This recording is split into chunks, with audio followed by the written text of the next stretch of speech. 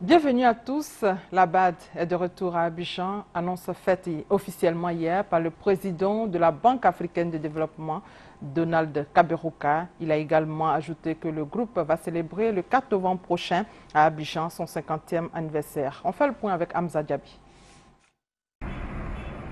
Immeuble CCIA au Plateau, c'est ce bâtiment qui abrite aujourd'hui les bureaux de la BAD, la Banque africaine de développement. L'institution est depuis ce mardi de retour à Abidjan. Aujourd'hui, la banque est officiellement de retour dans la capitale ivoirienne. Son siège depuis 1964. Le président, donc moi-même, les vice-présidents, le conseil d'administration sont tous ici présents et nous tiendrons notre premier conseil le 8 septembre. Donald Kaberuka insiste, la Banque africaine de développement est de retour à Abidjan parce que les conditions le permettent. Nous n'avons jamais demandé des conditions parfaites. Donc, me demander si aujourd'hui les conditions en Côte d'Ivoire sont parfaites, je ne sais pas un pays en Afrique où ces conditions sont parfaites. Mais les conditions en Côte d'Ivoire aujourd'hui sont suffisantes pour permettre à la banque de fonctionner normalement. En attendant le 8 septembre, les activités de la BAD ont bien commencé avec la tenue d'un conseil de crise sur la maladie à virus Ebola. Hier donc, nous avons fait un conseil d'urgence et nous avons remis 60 millions de dollars américains. Et nous attendons faire un peu plus pour appuyer les pays touchés en forme d'appui budgétaire. 1000 travailleurs sont déjà en fonction à Abidjan. Restent 500 à Tunis, dont la grande partie arrive en octobre. La banque atteindra en novembre prochain le point culminant de son 50e anniversaire.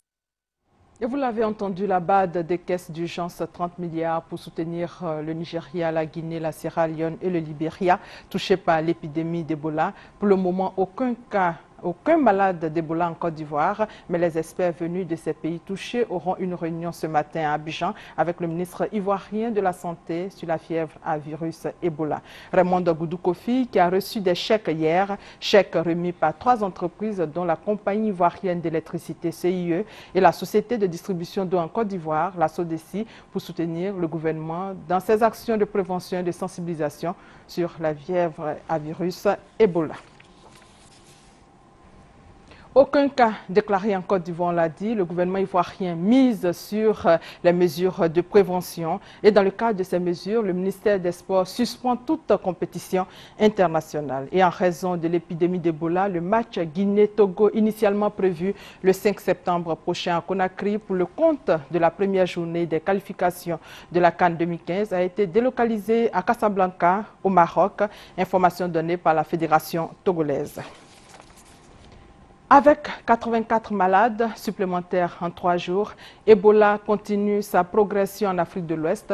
L'épidémie dépasse là-bas des 1200 morts selon le dernier bilan de l'Organisation mondiale de la santé OMS publié hier. Le Nigeria, la Guinée, la Sierra Leone et surtout le Libéria restent touchés. La présidente a d'ailleurs décrété le couvre-feu qui entrera en vigueur dès ce mercredi soir. Et pour terminer, l'ONU va déployer jusqu'au 15 septembre prochain 7600 hommes en République centrafricaine dans le cadre de son opération de maintien de la paix. Et c'est la fin de ce flash. L'actualité revient à 13 h. Merci de votre fidélité.